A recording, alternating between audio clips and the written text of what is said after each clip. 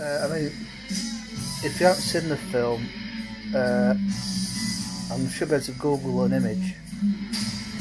Just imagine, like, no, it's more like, it's like the closest thing to what a Yeti would look like, but with some, obviously, hair loss around the skull area where the brain's been put in, a bit around the face.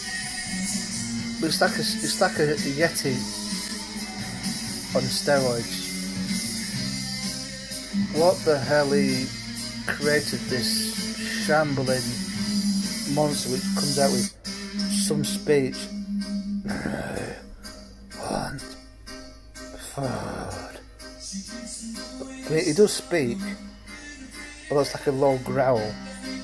I think it's probably the second or one of the worst Frankenstein monster effects ever. Yeah, so what I'm trying to say about the different Frankenstein monsters, so this is actually part 3, which obviously stemmed from me talking about Frankenstein and the Monster from Hell, which Sarah got in touch with me today to say I can do you a cover, beautiful cover for your case, which I sent a message back via eBay saying yes please.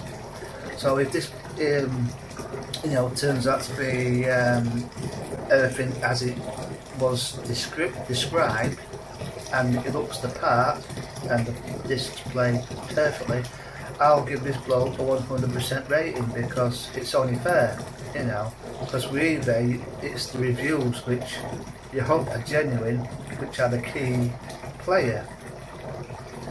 So but that hasn't been posted yet, so I'm guessing that'll be next week. So I go back to the monsters. Now the first one, which we see the young man Frankenstein played by Melvin Hayes, and if you watch the documentary, a funny story of how he encountered Christopher Lee twice, but didn't really approach it properly, and Christopher Lee probably thought he was a nut. The monster it's traumatic looking, sad looking, looks like the Universal one, but it's probably,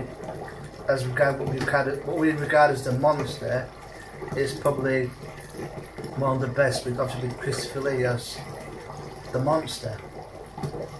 Then I said we go to the second one, Revenge of Frankenstein, where the monster is human.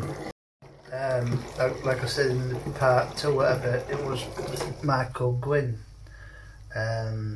who his character as the monster was not really the monster, he was a more normal version of his crippled assistant Hans. And obviously in that film Francis Matthews' character realised that Baron Stein, or Dr. Frank or whatever, had experiments on these little monkeys. They've gone from being fruit eating animals to eating raw flesh. And then obviously at the end, when Dr. Frank, or Dr. Stein whatever it is at that point, is badly beaten almost to the point of death by the inmates or patients at the poor hospital, that